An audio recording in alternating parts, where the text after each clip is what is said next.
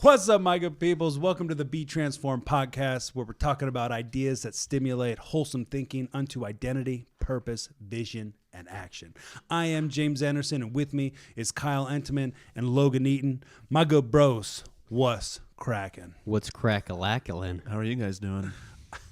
Well, I'm doing great, thank you. How are you? Sensational. Good. It's good to be back. It's good to be back. Good to be back on the show in this beautiful podcast room. Yeah, thanks for being late today. Well, you were. Are you looking in the mirror? Thank you. You guys were just really early. Here we are, cultivating another day. Boom. Oh my gosh. Truth and vision. Frozen What'd you do vision? today, Kyle? I tried to cultivate some stuff. Oh. Yeah, You tried or you did? I did. Yeah, I did. What'd you grow? Well, some bananas, some peanut butter. What? Yeah, it's pretty good. You grew some peanut butter? Well, it was in a jar or out of a jar? It was the fresh stuff. It didn't have added sugar to it, so I was good with that. So it wasn't any good? Oh, good. Yeah, I tried to cultivate a gnat, but it didn't work too well. Did you produce any fruit today? Just bananas. Well, I think I might have produced some fruit. Yeah, I believe that. yeah, maybe by Sounds just confident. by the people I talk to or something. Always try to produce a little bit of fruit. What'd you do today, James? What did I do? Yeah, I did some post-production mayhem. Yeah. Like on the interweb On the interwebs, yeah. The WW dots, the With- world wides. with one of those big Yeah, those boxes. numbers and letter Interweb machines. things? Yes. What? One of those big computer type Yeah, the things. typewriter. Oh, the typewriters. Yeah. Man, I heard about those things. Those things are fancy. Excuse me. Still got one. Banana. Post production. Post-production, yeah. nice. Production after the Uploads, fact. Uploads, Yes. edits, imports. yes. Because we had our second Nice. podcast last week, right? That's right. Yeah. That's what went up. Yeah. Yeah. Yeah. So you had to edit my hair and all that stuff. Yeah. Yeah. That'd be a lot, Yeah. do a lot of work. I'm wearing a hat this week. You look terrible. Yeah, thanks. Jeez. Man, I know, and I'm trying to look well put together, but you know, Yeah. It's hard That's to okay. do. Logan, what did you do today? Well, I thank you for asking. No problem. I worked. Okay. I traveled for work and then worked Whoa. at my desk, Mm. and then I went to the gym. Did you take the bike to work or Yeah, it was just a beautiful day. out drove? today. Okay. Nice. Beautiful day. In the Yeah. rain. Yeah, Jamie. gusts at about 55 miles an hour. And Yeah, rain, horizontal Right, rain. didn't even need to pedal. Yeah. Yeah. February 6th today, 2019, huh? Yep. Hmm. Yep. They said it's supposed to go from 55 degrees to like 15 degrees in 4 Really? seconds tonight. In 4 Yeah. seconds. That's what that's what the meteorologist said. So they're giving a bunch of warnings and stuff like don't be Okay. outside when that happens. Don't think that you should be in shorts and then it happens. and Whoa, then you get whoa, bananas. whoa. Well, that's not I'm just saying don't be outside when it Okay. happens because you Mm. might get surprised. Yeah. You might not feel good. cool. Well, I'll check. I'll make sure I try to abide by that. Yeah. Just check the weather. I will. Anybody Check. out there listening on the AM, be aware at about 11 o'clock tonight for a It's deep gonna drop freeze. down real fast. 40 An seconds. extreme deep freeze. If you guys are listening now in the car, Could be happening. yeah, watch out. Right. Put your panties on. Yeah. Nice. Yeah, so today we're talking about Joseph Joseph. and some dreams. Dreams. That's in the Old Testament. That is in the Old Testament. Yeah. It's not the book of Joseph, though, It for is- our listeners, right? It is not. Okay, I knew that. The story of Joseph is in the book of Genesis. It's in the book of Mm. Genesis. Okay. Yeah. Cool. Which is also in the Bible. Yep. Yeah. Right on. Starting at chapter 37. 37. Genesis. Yeah. Yeah, so Joseph, it's a pretty interesting story. He has these dreams. He has 2 dreams, and one of them, it's like, I don't know if it's hail or no, I mean hay, but I think it was wheat. There's like 12 things of wheat, and one rises up, and it was Joseph's above his brothers. And he told his brothers, and they were not having it. but they're pretty good at interpreting dreams, though, because they're like, you think you're going to rule over us? And so he was number 11 in the child rank department. So he had 12. He was the 11th kid. Out of 12. 12 siblings. So or these 12 kids total. Yeah, so these 12 kids became the 12 tribes of Israel. Okay.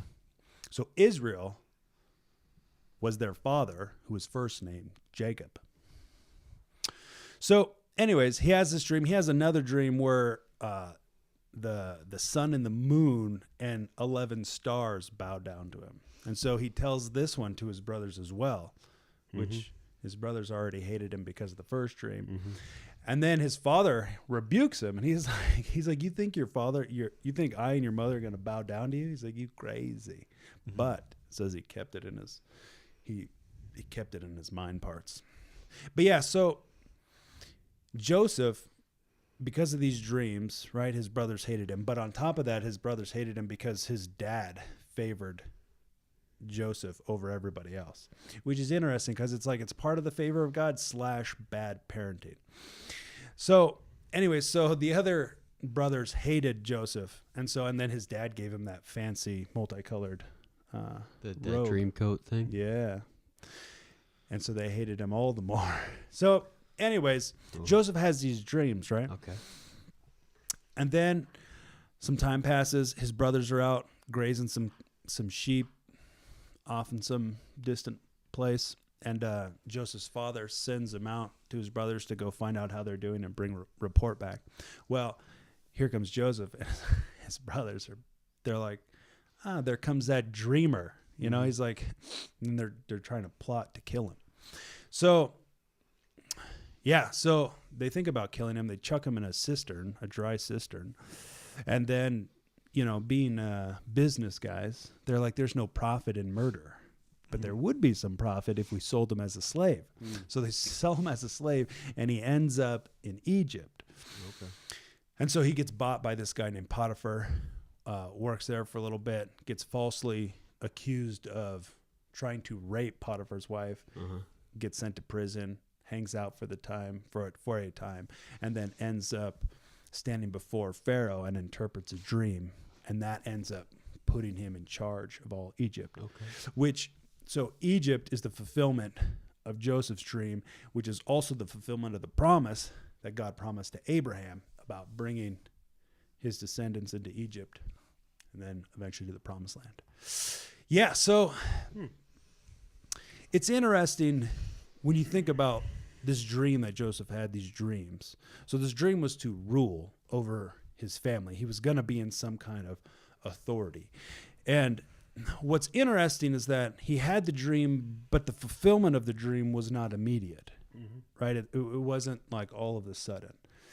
And then not only that, but then the situation got crazy, right? He gets sold as a slave, forcefully sold as a slave, ends up in Egypt and gets bought by Potiphar. But what's interesting is that he goes to work for Potiphar. Potiphar, I don't know, gives him some kind of duties to do. But it doesn't take too long for Potiphar to recognize that what Joseph is doing, like everything Joseph's in charge of, is like flourishing.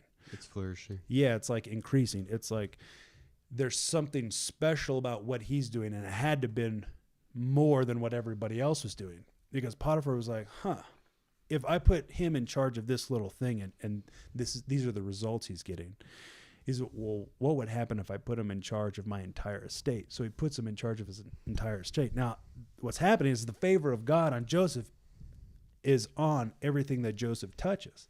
So Potiphar's entire estate is increasing, and it's being blessed by God. But what's fascinating is this has nothing to do with Potiphar's righteous or unrighteous relationship with God. This has everything to do with Joseph's being favored by God. So even though Potiphar's reaping the benefits, it's all because of this man, Joseph, which is interesting. So, you guys have any thoughts on that one? So Joseph's bringing a lot of, he's like the, I think about it, someone hired into a business that like, it's a very valued employee. Like, and the employer's just like, wow, this is like awesome. Like, he's doing an amazing job. And it's like a natural, but it's also like a natural thing too, because he's not like trying super hard to, just he's using his natural gifts and abilities to, and it's bringing, it's flourishing his kingdom, right? Potiphar's. Yeah. Yeah. Potiphar's, Yeah. So it's going well. He gets put in charge of everything, but Potiphar's wife's got the hots for him, right? So Joseph's handsome man, and so she's like she's like tie-dye shirts. Yeah. Yeah, he's like must have a mustache. Must Yeah. Yeah, that's why you shaved yourself. Yeah. Yeah. So anyways, she tries to get busy with him. He's like, I ain't having it. But it's pretty epic though, because so he talks about Joseph, his response to her is that he's like, my master's put me in charge of everything. He said he has withheld nothing from me except you because you're his wife. Mm-hmm. He's like, why would I sin against God? Right. So Joseph, in a place of bondage, created freedom. So, right, he says that Potiphar has withheld nothing from him. So the value that Joseph is bringing makes his situation much better, right? Because he's sold. He's a slave. He was once free not too long ago, but now he was purchased by this guy Potiphar. Okay. So anyways, but it's interesting because Joseph resolved in himself that he wasn't going to touch this lady. Mm-hmm. And it's just interesting because he would look out for his environment. It said like he tried not to be around when she wasn't there. But because sometimes when you think about like, okay, there's this place of temptation, right? But he resolved in his heart that wasn't even going to be a thing. And that's just proof that you don't have to be overcome, and you don't have to hold thoughts of weakness or of being overcome, but that you overcome these things. So anyways, one day she does catch him inside. Nobody else is there. She grabs him by the cloak, says, hey, come to bed with me. Dude ditches his cloak and runs out the door. And so this is then where she uses the opportunity to get rid of him. So she tells her husband that he tried to rape her and blah, blah. Potiphar, obviously pissed, throws him in jail because Potiphar is the captain of the guard. So I don't know. He obviously had some access to this prison. Okay. Well, so he ends up in this prison. And so it's just interesting because everywhere Joseph goes, he gets put in charge. So God had showed kindness, it says, to Joseph and gave him favor with the warden, who then put him in charge of everything, just like at Potiphar's house. Everywhere Joseph goes, he's getting put in charge. It's interesting because so Joseph was number 11 right back at home. And so his brothers were all of his brothers, it sounded like, were out with the sheep, but Joseph was at home. Joseph got sent to his brothers to just find out how they were doing. So it's just interesting, this process of Joseph getting in front of Pharaoh. It's like a place of preparation. Mm-hmm. Because he's learning what it is to be in charge, what it is to manage. Because you think about like Potiphar's place. Obviously, he must have had some money. I'm assuming, had some land, right? So you got fields. So with fields, you got seed. You got to plant it. You got to tend it. Mm-hmm. Then you got to harvest it. You got to process it. You got to maybe sell it and store it, prepare it for the next season, whatever. And there's a lot of people then involved in that. You got animals, people got to take care of those. You got to breed them, this and that. It's like, it would have been demanded of him to increase everything that he had his hands to.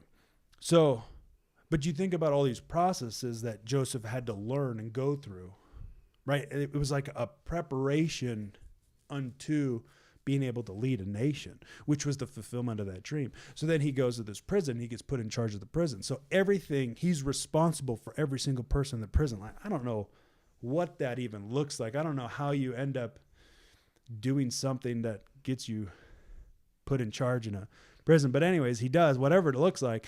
But yeah, so here he is managing this massive amounts of people. And then he ends up getting put in charge of an entire nation. But it's like he has these past experiences to pull from. Mm-hmm.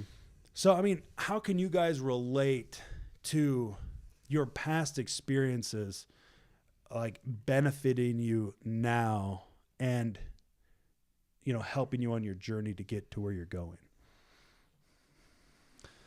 Got that one, Logan? Sure. Go for it. I do. Well, the first thing that came to mind was what was Joseph's state of mind in all of that? Like, he had to have had a mindset that he couldn't accept just being average or doing an average amount of work or doing,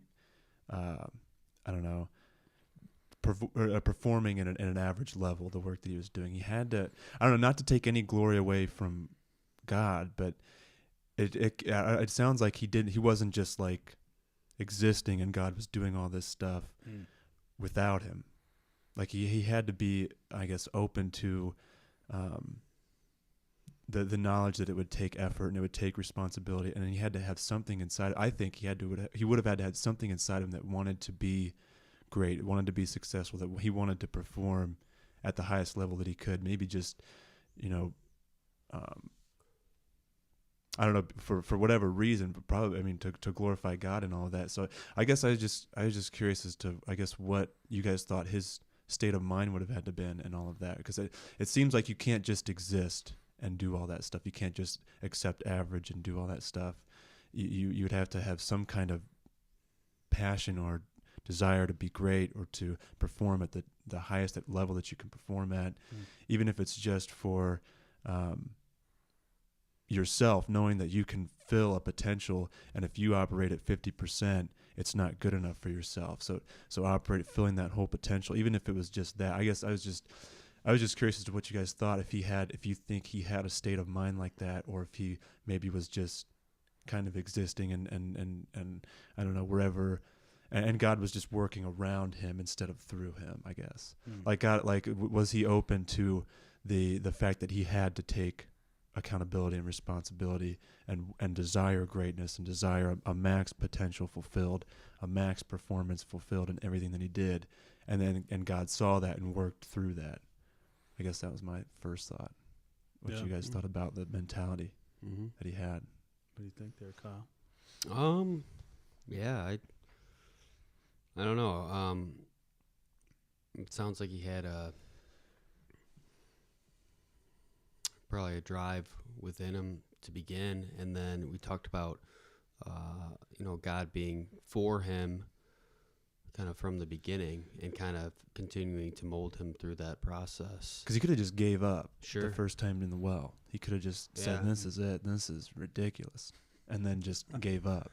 But it's almost like he, like God knew he was a person of wanting to be the best that he could, that wanted to provide greatness or provide a top level of a performance or whatever he did. And you look at some of his, the actions too of, not sleeping with Potiphar's wife, which,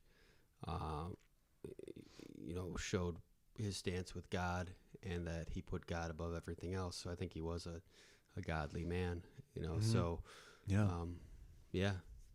dictated how he wanted to. Like he didn't let his emotions run his existence, because it could have been a really emotional time down in the well, or it could have been a really emotional time in prison, but he obviously had something inside of him that he didn't let his emotions dictate the circumstance.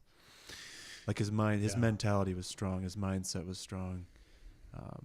Not to be like, it was all Joseph, not to take any glory away from God, but it was like Joseph had to show up too. Yeah, because you got two mentalities here, because it would have been easy to just get into the victim mentality and be like, well, crap, right? Like, I'm not going to do anything. I'm just going to cry. This is my situation, and it's hopeless. But it doesn't seem like that was his mentality. It doesn't mean it wasn't hard, because he talks about later, once he's actually in charge in Egypt, he has a wife, has a child, and he was like, God has given me comfort, or finally given me comfort, or it's something to extent. So all that to say is that it wasn't sunshine and rainbows, right? But he took action. He would have had to take action. He says, he's talking about, he's like, no, my master's put me in charge of everything he owns, and he doesn't worry about a thing, right? Because Joseph has responsibility. So it's like you have a choice in how you look at life. You could be a victim, or you could take responsibility. You could make the most out of where you are. But understand, you're not trapped anywhere. I mean, you're not a slave. You could be a slave in your mind, but that again, then that's the victim mentality, where things happen to you, right? And you don't have any control, opposed to, a responsibility mentality, which is things happen because of me. Things happen because I do something or because I didn't do something.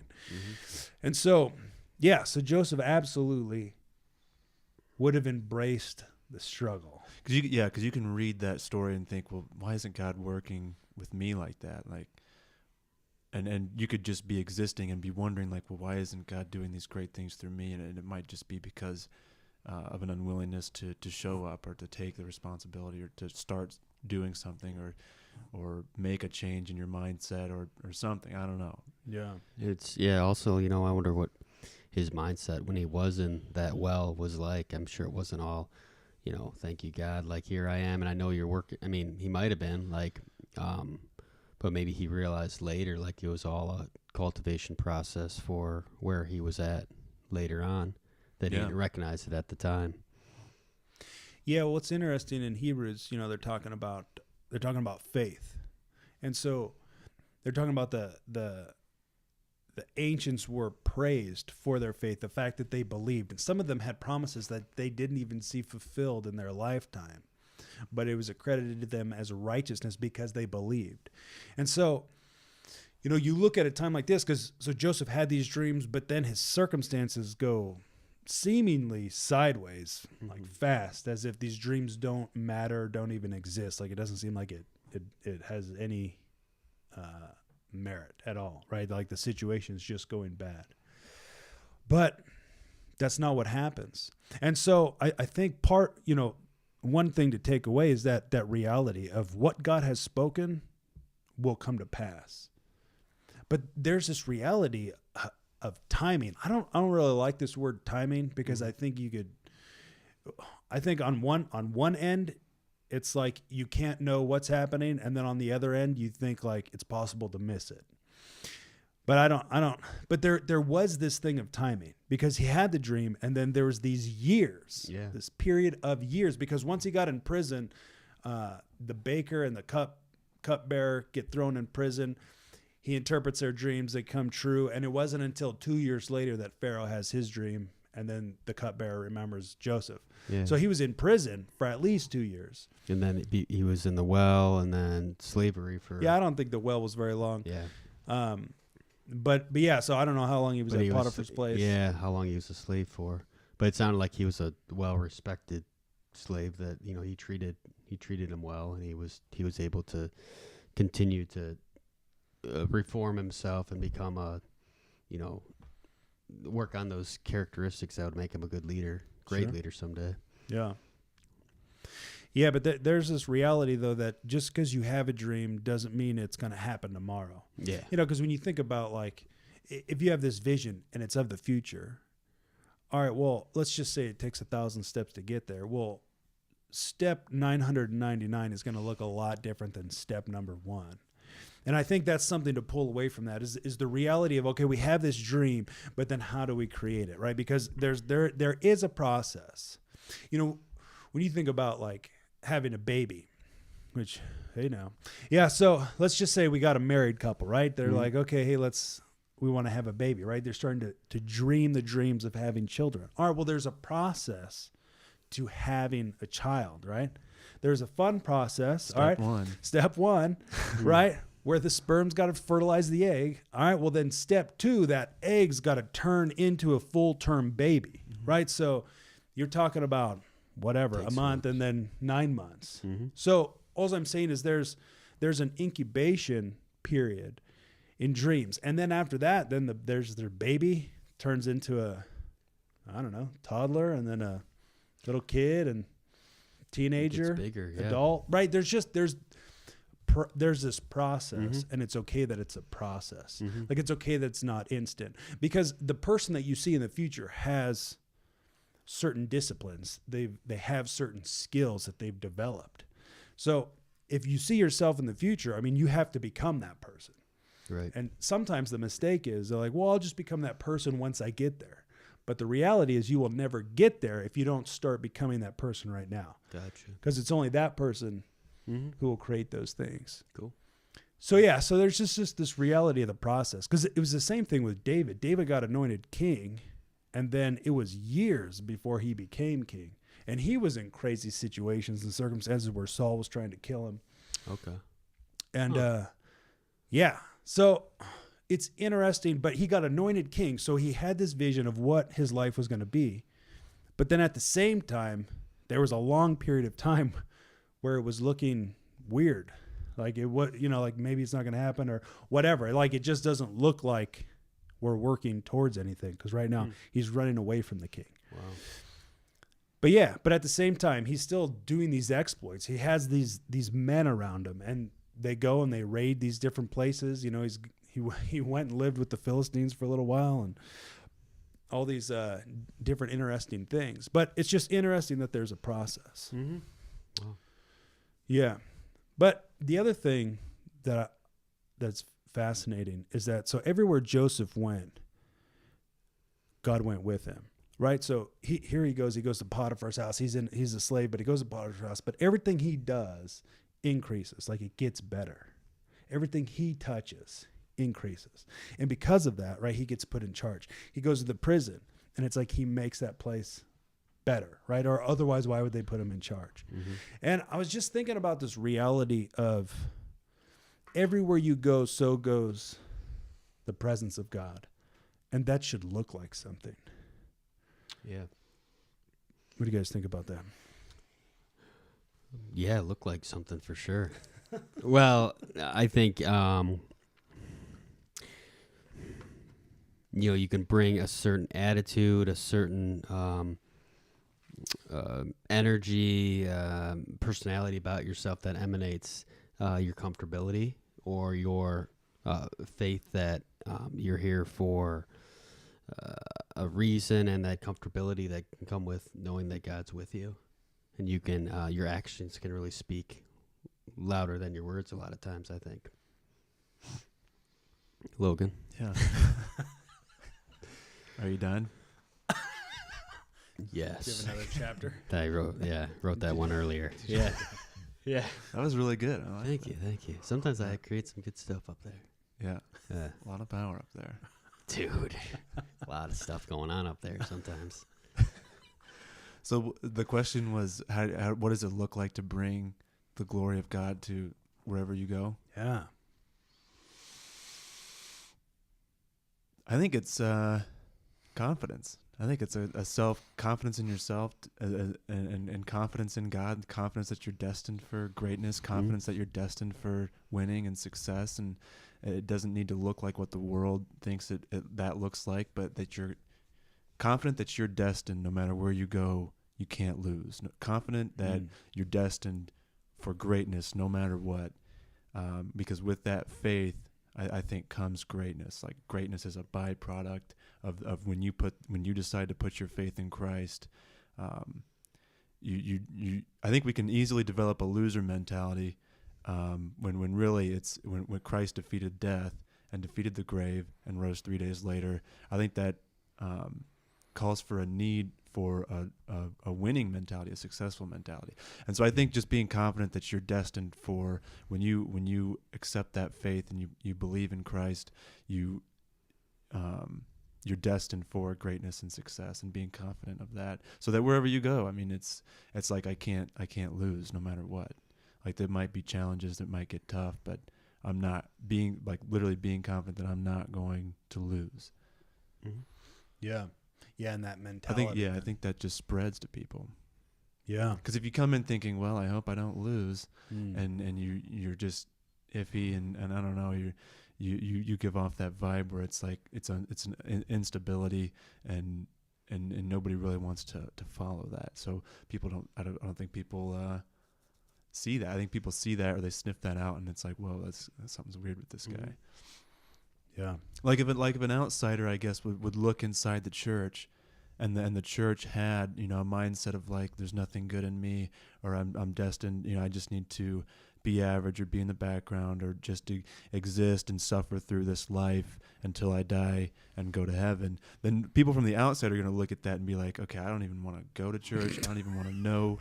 You guys are worse off than I am. Yeah. Like I don't want to know the God that you're worshiping if that's what it looks like. So when you come in and you're confident of being destined for greatness and success and winning and like good purpose and fulfillment, I think that's what will draw people in to be like, what's this guy? What program's this guy on? Yeah. And then people taste that glory of God and know that it's good, and then they, the faith spreads, I think. Mm-hmm. Yeah, because God's got a function, right? Created things to function, to increase. This was on purpose. So Jesus said it like this. So when you think about like Joseph, and everywhere he went, man, things got better. He changed because he was there. The environment changed. So Jesus said it like this, right? He said, "You're the light of the world." He said, "Let your light so shine before men that they see your good deeds and glorify your Father in heaven." Beautiful. Yeah. No, he said, let them see your good deeds. Like, do these things and let them see it. And because of that, they'll glorify the Father in heaven. So there's this verse in Ezekiel 47. It's a passage. There's also some flaxseed. Yeah, good cereal. Yeah, well, we don't want to. Yeah, 4.9. Break out the sponsorship. Yeah. It's really tasty. It was good. It's all Did you slap some yogurt in it? Is it a milk? Peanut butter, actually. Like, Oh, the peanut butter and the banana. No, not the banana. No. Sometimes. it's a grainy cereal. Yeah, not yeah. like bran. Yeah, kind of a brandy, grainy cereal. A lot of fiber. Good for the digestion. Yeah, good for that first thing in the morning. For fast, effective relief. Yeah, a lot of protein. Yeah. Good. Nice. What's this verse in?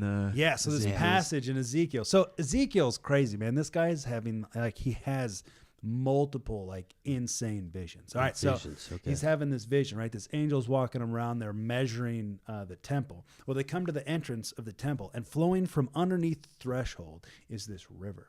Well, everywhere this river goes, man, it brings life, right? It goes all the way to the sea where there used to be no fish, but it brings healing and an abundance of fish. Everywhere this river goes, it brings life. These trees pop up on either side and they bear fruit in season, and their leaves bring healing to the people, right? So everywhere this river goes, it brings healing and life. All right, so Jesus says in John 7, he says, "If anyone is thirsty, let him come to me and drink, and I will cause rivers of living waters to flow from him." All right, so rivers of living water to flow from. So and he's talking about the Spirit, which is like the very next verse. He's talking about the Holy Spirit of God coming and living inside of you. All right, he becomes the source of the river is inside of you, and from you it flows out, right? The source, and there's so much volume that it flows and it has no end. So everywhere you go, you are to be like this river in Ezekiel, which brings healing. Man, it says in Isaiah 61, right? Jesus quoted this one. He's like, "The Spirit of the Lord is upon me to preach good news to the poor, to proclaim freedom for the captives, and to release from darkness the prisoners, to proclaim the year of the Lord's favor and the vengeance of God, and to comfort all who mourn." Nice. We are created, we have been set free to live in freedom and then to set other people free.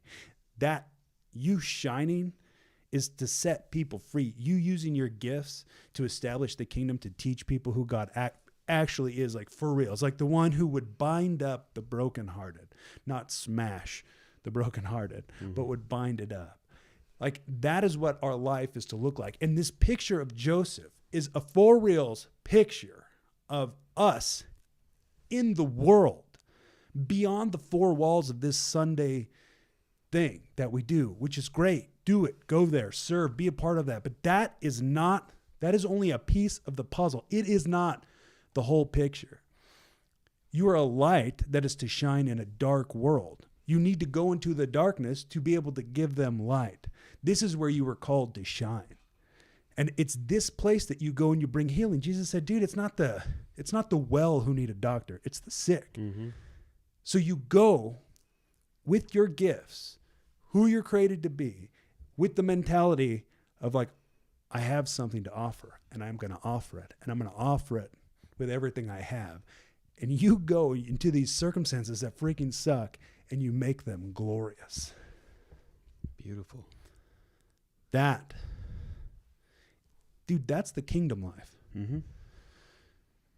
So there's this other reality in dreams, right?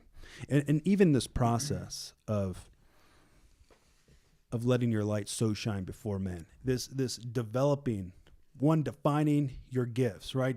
Defining vision and purpose inside of identity in God, right? And then getting sold on that and then taking action. And there's this reality, like just like Joseph, where you got to embrace the suck at sometimes, right? So there's this verse in Romans, right, which is just talking about we're justified and free from sin. And he says, in part of it, he's talking about how we glory in our sufferings, because suffering brings about perseverance, and perseverance, character, and character, hope, right? And hope doesn't disappoint. But he was like, we glory in our sufferings. Like there's a certain mentality you have to glory in your sufferings, but it's not suffering for suffering's sake, like as if you are like paying a penalty, right? Because you're justified through faith. And this is what that passage is talking about, right? So you're not paying any penalty, but there's this reality where struggle, resistance, opposition, right? It brings about maturity, right? Like in a sense where like pressure causes weakness to rise up. If you get in a place, into an environment, and it causes you to get stressed out, right? A place of pressure, it's causing weak mentalities to rise up. But this isn't about guilt or shame or condemnation, right? So when you think about like refining a piece of gold in the fire, you're burning off all the impurities, right? So that what is left is the solid substance of total and utter value, right? Like that's this process of the struggle, right? Because he's like, we glory in our sufferings because it makes us develop perseverance, and perseverance makes us develop character, and character, hope. So James said it like this. He said, consider it pure joy, my good peoples, whenever you face trials of many kinds, because you know that the testing of your faith develops perseverance. And when perseverance has had its full work, it'll leave you mature and complete, lacking no good thing. Further on down, he said, blessed is the one who perseveres under trial, because having stood the test, they'll receive the crown of life God promised to those who love him. Right? So this thing of perseverance, which is interesting, because like perseverance is only like it's in times of struggle. It's in this constant move forward that you would need perseverance. You would need to continue to put one foot in front of the other, right? That's action. This is a life in God. All right, so struggle, whatever, just it causes you to grow. It develops perseverance. Perseverance brings about character. It brings about maturity, and it brings about a life that at the very end you get this crown of life promised by God. It's like if struggle brings about glory, I think we have to change the way we think about struggle. Yeah. What do you guys think? Logan? Yeah. Yeah, I think the struggle gets misused. I think the struggle gets twisted sometimes. I don't know. Because I used to hear those verses and think like, well, everyone says marriage is hard. That must be part of the struggle. Or I don't like my job right now, but I feel like if I just struggle through it, maybe I'll be able to bring more glory to God if I just struggle in it and talk about how hard it is or how much I don't like it. So I think we allow ourselves to be in things that are, we allow ourselves maybe to look at things in life and call them struggles, when really it's like a struggle is like when you know where you're going and you have a vision. So maybe it's for a marriage, or it's for your whatever you want to do as far as work goes. When you have that vision, it's like the struggle is the challenges and like you said, the opposition that's going to come your way, because obviously the world and Satan wants you to just exist, to just be average. You know, he doesn't want greatness to come out of you. So there's going to be challenges and opposition. And so I think the struggle is when those things come, and then like you said, that reveals weaknesses that you need to address. It reveals mindsets that you need to address so that you can take the next step and keep going. I don't think struggles is like, well, me and my wife aren't getting along right now, and it's just hard right now, or having kids is hard, or this job is hard, or I didn't learn anything on Sunday. Or I didn't have an emotion at church that sparked some kind of inspiration, and so I think I'm spiritually just depraved, and this life is hard. So I think it's just we get struggle twisted, like you don't glorify in those kinds of things, like when you're just getting I don't know. It's just you glorify in the struggles that reveal something, and the things that come when you're going somewhere. Or when you're moving towards something great, when the world and when Satan wants to keep you average and you overcome that, like that's something to glory in when you do that. So rejoicing in those struggles, because you know you're going to overcome, and you know it's going to reveal something to get you to the next step. So I think just well, life is hard, or spiritually I'm just depraved, or I'm in a season of winter, and all that stuff is like, well, I don't think that's struggle. Like nobody's telling you to be there. God's not telling you that you have to sit in that or soak in that. It's you have all the power, everything you need to get out of that. So don't call that really a don't sit in that and just say, well, life is hard, but if I just exist through it, I'll glorify Christ, because I'm supposed to struggle, I'm supposed to suffer. Yeah. Like taking on a mentality that you're supposed to suffer to glorify Christ. And so these things that are just kind of like, I don't know, it's hard to explain, but these things that are just like, that everyone goes through. It's like those aren't really like the struggles that are going to bring glory, that are going to reveal things. Or I don't know, they're the struggles that aren't going to bring glory, because you have all the power to keep moving. I don't know. Yeah. No, absolutely. Because because everything you're talking about, that has everything to do with your mentality and your view of God and yourself. And those two things affect your view on the world. And so, yeah, because, people are like, oh, I just woke up, this morning, on the wrong side of the bed. I'm just, I'm being, I'm being attacked. And it's like, right. We think God wants us to struggle and suffer. Or we get into a mentality that he wants that for us, for something. Yeah. Or that's the human that we're told, that's what people think, at least. That's a mentality that I see a lot of people like leading with. Right. That suffering, suffering for glory or whatever type of thing. Yeah. Sure. I mean, I think there is a good aspect, struggles are important, because they, like you said, James, kind of help purify that. Because, we face not every day you wake up and you're like, oh, this is great. I can't wait to go to work and do that.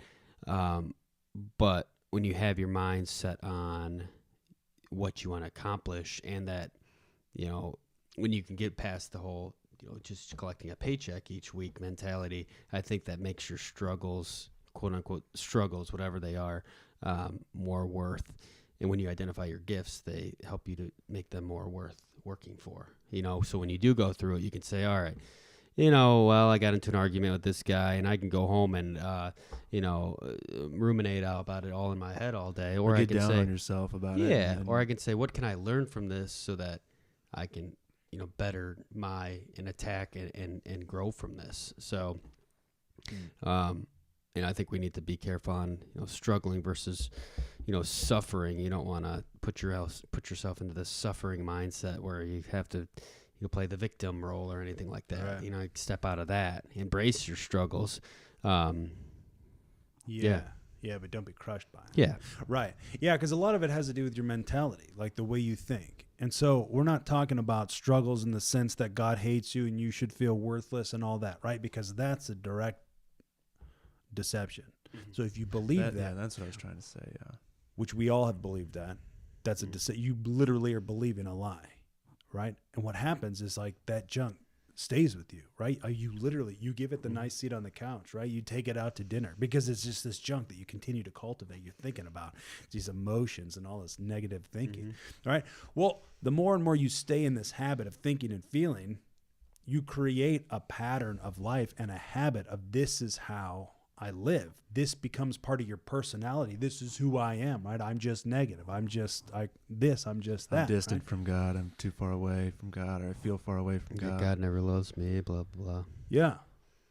Right. So these mentalities are born from deception, though. Deception, man. So, right. So when we're talking about these struggles, man, we're not talking about being a freaking victim. Yeah. You know, because sometimes they talk about being persecuted, right? We're not talking about you like having a bad day, like like you're having like these crazy emotions. No, persecution in the sense that you were out talking about Jesus and somebody punched you in the face, right? Like physical abuse, persecution. These sufferings that Paul's talking about, you know, he's going out to proclaim who God is to the Jews and to the Gentiles. And that was getting him beaten on a regular. So, yeah, we're not talking about a victim mentality where it's like, I just suck in this. No, we're like, I feel like you were saying it actually pretty good, where you're talking about, okay, so we have this vision, right? Because Paul's talking about, dude, I labor and strive on purpose, right? So that people will know who God is for reals, right? So we labor and strive, we run uphill on purpose because we're after something. We're intentionally chasing after the will of God. It is God's will that none should perish. Now, this is interesting because there's two different kind of wills in the New Testament. There's the will of God it doesn't matter what you think or what you do, that junk's going to happen, right? That's like the coming of Jesus. That's happening whether you care about it or not. But there's this other will that's more like a wish. It's his desire. And that's this one where he says, I will that none should perish. His desire is that none that perish, but people are perishing. So when you understand what the will of God is and you get into it, this is the stuff. This is the place where it's like, okay, well, I literally have to think differently. I have to become different. I'm, you know, there is this struggle of changing the way you think, of, you know, taking action over being comfortable and all these different thought process and this mentality, but it's like you're going somewhere. You're not sitting in the suck, right? Because I mean, you even talk about like God's far from me, or God this or God that, and that's ignorance. It's ignorant of the truth. Ignorance is a lack of knowledge, right? So we're talking about Joseph, but this is a totally different time period. This is the Old Testament, right? Where we live in Jesus, right? Jesus was the one that says, hey, come drink of me and I'll cause these rivers of living water to flow from you, right? People buy into this mentality where it's like, okay, I gotta get filled up so I can get poured out. It doesn't work like that. You're already filled up. Right? If the source of the river is inside of you, you're already there. It's coming out of you. Yeah. It's sourced from you, coming out. You're not getting filled up and poured out. It's flowing, a constant flowing from you. There's an Old Testament verse in Psalms that says that David in Psalm 23 is talking about, oh, you know, my cup overflows. But look, Jesus came that we would have life and life abundantly. There's this different mentality that you got to take. So we're getting into some Old Testament realities, but there's some New Testament realities that are not debunked. They're not overshadowed by the Old Testament. Mm-hmm. There's realities that we live in that we must understand and never let go of, right? Because you look at Joseph and being a slave, and the story of Joseph is nuts because you could look at it and think, I mean, it's like, all right, well, was this the road that Joseph had to go on to be able to fulfill the dream that God gave him to end up ruling? Because this was in fulfillment of the promise to Abraham. So it's just interesting because it's like, all right, well then did God cause his brothers to hate him and his father to favor him? And did he end up with Potiphar on purpose? Did he end up in prison on purpose? Right? Like, did God orchestrate it all? Like, I don't freaking know. But because, I look at my own life and I look at the things that I've went through, but those things that have also prepared me or have given me knowledge and insight into that now, like, I teach other people how to get out of, right? When I was in some mental mayhem, and all the stuff we're talking about, like these mindsets of suck and I feel like God's far away from me and I'm no good, or am I even saved? Like that was my life at one time, right? But I have learned how to get out of that. And now on purpose, I help people get free from that, because that's not God's will for you to be jacked up like that. But you start thinking, it's like, all right, well, did God, cause that to happen so that I could have that experience? I don't think so. Because I believed a freaking lie. I believed some deception, and the byproduct of that was mental mayhem, right? So instead of having faith and believing what the Bible said, I went off my emotions, right? Where it's like, oh, it feels like God's far away, God's this, God that, whatever. Well, the truth was when Jesus ascended after dying, being raised, when he ascended higher than the heavens to fill the entire universe with himself, which means you cannot physically get out of the presence of God. Then those who believe, the very Spirit of God comes and lives inside of you. So it doesn't matter what it feels like, because the truth doesn't change. So that's where then you learn to change the way you think based upon the truth, not on how you feel. Nice. Beautiful. Well said. But yeah. But there is this reality of struggle and this perseverance, but it's one in which that you're running the race, right? Paul talks about people who run a race. He said, well, run the race in such a way to get the prize. He says everybody who runs goes into strict training, right? Because your mentality is, I want to win. I'm going up against these other people. So I need to go into strict training, right? You need to get into resistance to be able to build endurance so that you can win, so that you can run faster, outlast, these other people, right? Run in such a way to win the prize. He says, when it's all said and done, he's like, I strike and blow my body so that when it's all said and done, I'm not disqualified from the prize. Like I'm not disqualified from the very gospel that I'm out preaching, right? And so we're not talking about, when he's talking about beat and blow his body, he's not talking about like, what's that? There's whipping himself. Yeah, that's what's that word? There's a word for it, but self-mutilation type stuff. Yeah, that's not what we're talking about. But like Joseph in Potiphar's house with Potiphar's wife, right? He's like, he stays on top of it because he will not be overcome by something stupid. He's not going to sin against God. He holds the value of his life in God more than, this opportunity to get busy with this wife of somebody else. Gotcha. So Paul's talking about like a personal discipline. Yes. Like a mental state of mind that he has to continue to cultivate, a discipline that he has to continue to cultivate. And sometimes that takes taking a lie and determining that it's a lie and then moving past it. Yeah. And sometimes it doesn't feel very good. Sure. It feels like maybe a blow to the face. Yeah. But it's not, right, okay. Right. Okay. Well, yeah. But yeah, we're not. It's yeah, maintaining he's not a state actually of mind. punching himself in the face. When he's talking about that striking and blowing his body, he's maintaining a state of mind that takes effort and it takes facing challenges. Is that? Yeah, well, I think it's just like he's not letting his body rule what he does, right? Because, you think about it, man. This guy went the distance, long journeys, talking about bandits in the forest, bandits in the desert. He went on these massive journeys. He got beaten, whipped, stoned, put in front of wild animals to kill him on multiple occasions.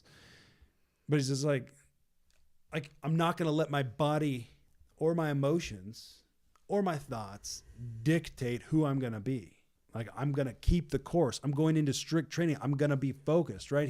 When he's talking to Timothy, he's like a soldier doesn't get involved with civilian affairs, right? You stay focused, right? He says you're after pleasing your commanding officer, right? You're focused on your duties and the people around you, and this is what you're doing. You're not looking to the right. You're not looking to the left. You have what you're doing, and you charge forward. So this is about a focus because of freaking vision. There's an understanding of what this life is about, and that is what you're chasing after. Because vision, right? Without vision, man perishes or casts off restraint. Vision is what demands and necessitates discipline, because vision is your destination. Well, if you have no destination, there is no reason to hold a course, because there isn't one, right? There's no reason to have, get disciplined in your thinking or learn this skill or, like persevere through this. There's no reason to have any of those things if there's no end result that you're trying to achieve. Yeah. But when you have that end result, and that is crystal clear, and you constantly review it over and over, and then you make a plan and you take action, then you review your purpose and your vision, your identity, and you take action, review, action, review, rinse and repeat. It's this process that you move forward, and you literally change the way you think, because you become somebody who's so focused on what they're doing that nothing else in life matters. This is how you live a life worthy of the calling you've received. Because if you have no idea what the will of God is, and specifically for your life, then dude, how could you ever know what to do? Mm-hmm. That's how most people live. And then they make and what I don't mean to be crazy, but like a common thing spoken is like, well, God's infinite and I'm finite, and he's a mystery and you can't really know his ways. And he wants you to know his his ways. That's cow patties. And he wants you to know that. Yeah. Because we're here to glorify that. Yeah, that's that verse. It's to God's glory to keep things hidden, but it's to a king's glory to seek them out. Yeah. Proverbs. Yeah. Yeah. But like you said, you got to go seek it out. Like Paul, Paul going back, he did it every day. He kept going. He kept running the race every single day. Yeah. Even when he was tired, and it says, lack of sleep and all those things, but he kept on. And not that everyone's life's going to be this, even searching for your vision's going to be like this crazy life like Paul had, but I mean, it's going to have its ups and downs, that's for sure. And it's going to have its days where you're like, oh man, exhausted, but it's just like going to the gym, not every day you want to go to the gym and work out, but you make it as a discipline for your life. Yeah. Good stuff. Yeah. Yeah, Miles Monroe's. I just read what he said the other day. He said people make grocery lists about what they want, but they never make a list of what they want for their life. Yeah. Like write it out, put it in writing. Yeah. That's just because it's just like it's the pattern of the world is just to exist. Like you go to school, then you go to college so that you can get a job. Check the boxes. You got to make sure you save for retirement. Pay off massive because debt. You want to stop working and then die. But you want to stop working before you die. So that's life handed down to you. That's if that's all you do, that's just existing, right? That's not living. So you accept the life that is given to you instead of creating what you see in your mind. But that comes from a different perspective. And this is the kingdom perspective. There is no other perspective. You do not just exist. I'm not saying that having a job is bad or saving for retirement is bad. But here's what I am saying is you do not retire from your purpose. You can retire from your job, but you do not. Until you are freaking dead, you do not retire from your purpose. When you are alive, there are things for you to do. There are responsibilities and duties. But man, if you don't freaking know what they are because you don't take time to seek it out, man, it's just, you will live a life that is unfulfilled. Like it can be full of stuff and you can have fun and you can do these things, but there is something inside of you that's like, oh man, put there by God. That's like, dude, there's something more. And I'm telling you, this is it. Yeah. It's great. Yeah. Daily cultivation. Yeah. It's that environment. You get in an environment, you seek out knowledge, right? That talks about ideas and thoughts that you've never heard of before. And you start seeing things, and you start seeing yourself in a future that you never dreamed of, because you never had any idea that that was even possible. Mm-hmm. So the environment that you keep, right, is what can propel you forward or keep you where you are, or freaking take you backwards, if that's possible. Decompose, right? Where you're dead on the inside waiting for your outside to catch up. But man, not the people of God, man. We're alive on the inside, and therefore we take massive amounts of action on the outside on purpose, because this is the only way that you will bring glory to God. We're meant to make disciples of nations. This is what Be Transformed is after. We are after making disciples of nations, and it is a process. This process that Joseph, that David went, right? They got anointed, or they had the vision, and there was this process that it took to get there. Dude, we are on this process because we will make disciples of nations, because it's about discovering identity, purpose, and vision, and getting into it hardcore, so that you become so good at what you do that the nations call you up and be like, dude, we need what you have. This is freaking for real. Dude, who is it? There's John Maxwell, man. These nations are calling them up because they started some kind of leadership training thing. And these nations call them up and be like, hey, man, we need your leadership training or whatever. Look, this is shining your light so bright before men that they see your good deeds and glorify your Father in heaven. This is how we make disciples of nations. We understand who God actually is, who we actually are, and we freaking get into the life that we were created to get into, which is at the very core of who you are, is everything you actually want. Done. And that is the truth. Love it. Beautiful. That's so beautiful. Yeah, my good peoples, that is us. We are Be Transformed. Make sure you check us out at teambetransformed.com for everything you need to live a life that says all day, I keep it cultivated. Until next time. Peace. Guys, thanks so much for sticking around. If you're new to Be Transformed, make sure you subscribe, and then hit us up at teambetransformed.com, where you can find everything you need to live a life that says all day, I keep it cultivated. If you're not sure what that is, make sure you check out the video and then join the movement. Until next time. Peace.